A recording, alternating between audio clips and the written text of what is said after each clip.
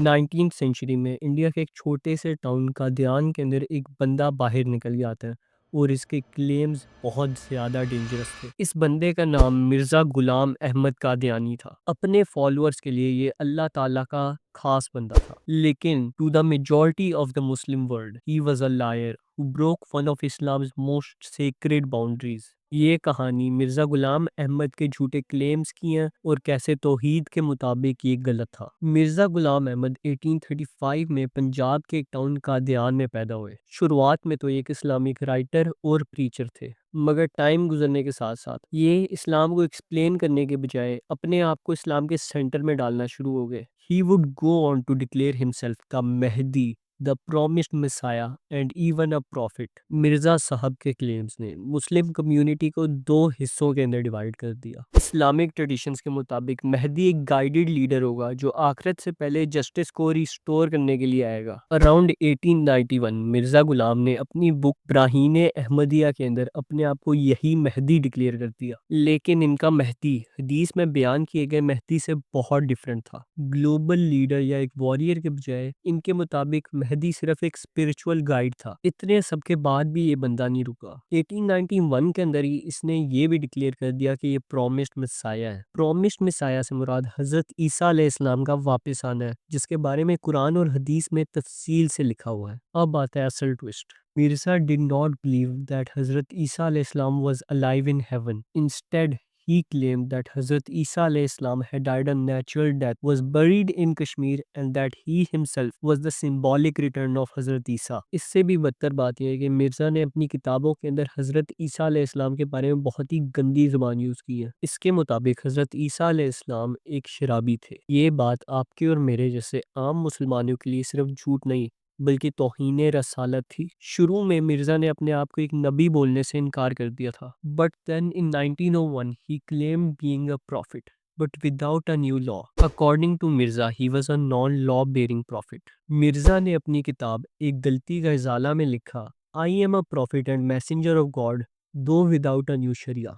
مگر اسلام صاف صاف بولتا ہے حضور پاک صلی اللہ علیہ وسلم کے بعد کوئی بھی نبی نہیں آئے گا۔ یہ توحید کی باؤنڈری ہے۔ اب ہم 14 منتھ چیلنج کی بات کرتے ہیں۔ انہی وقتوں میں ایک بندہ مرزا کے خلاف آواز اٹھا رہا تھا۔ اس بندے کا نام تھا مولوی ثناء اللہ Amritsari. He was a fierce critic of Mirza's claims۔ ان کے ڈیبیٹس مشہور ہونا شروع ہو گئے اور پھر 1907 میں مرزا نے ایک مباہلہ کیا، a public spiritual challenge in the form of a newspaper advertisement۔ News paper میں مرزا نے اللہ تعالیٰ سے دعا کی کہ ان دونوں میں سے جو بھی جھوٹا ہے وہ اگلے 14 مہینوں کے اندر فوت ہو جائے۔ اس کے بعد مرزا نے فردر اسپیسیفائی بھی کیا کہ جھوٹے کی موت سیویئر ڈائریا سے ہو۔ مرزا's wording was clear: the liar would face divine punishment visible to all۔ اس کے بعد کچھ ایسا ہوا جو احمدیوں کے لیے بہت عجیب تھا۔ اس بات کے صرف 9 مہینے بعد مرزا غلام احمد 26 مئی 1908 کو مر گیا، اور اس کی موت کی وجہ کیا تھی؟ کولیرا۔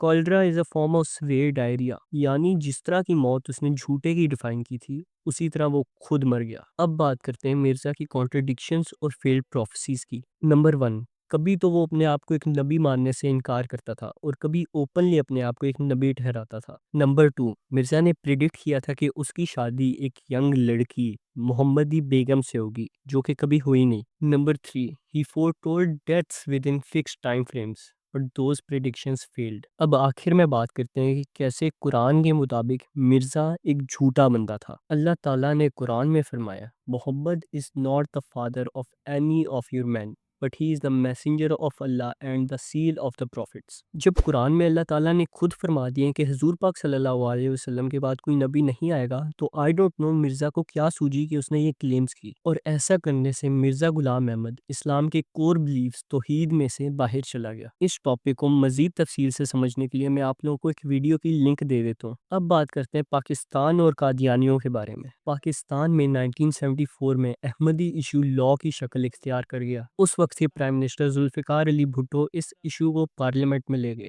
پھر 7 ستمبر 1974 میں کانسٹیٹیوشن نے قادیانیوں کو نان مسلم قرار دے دیا۔ پھر اس کے 10 سال بعد 1984 میں جنرل ضیاء الحق نے ایسا لاء پاس کیا جس کے مطابق اگر کوئی قادیانی اسلامک ٹرمز یا اپنی اسلامک ورشپس پبلکلی پریکٹس کرے گا تو یہ کرمنل offense مانا جائے گا۔ This was done to protect the belief in خاتم نبوت۔ اسلام شروع بھی سچائی سے ہوا تھا اور ختم بھی سچائی سے ہوگا، اور سچ بات یہ ہے کہ حضرت محمد صلی اللہ علیہ وسلم کے بعد اور کوئی نبی نہیں آ سکتا۔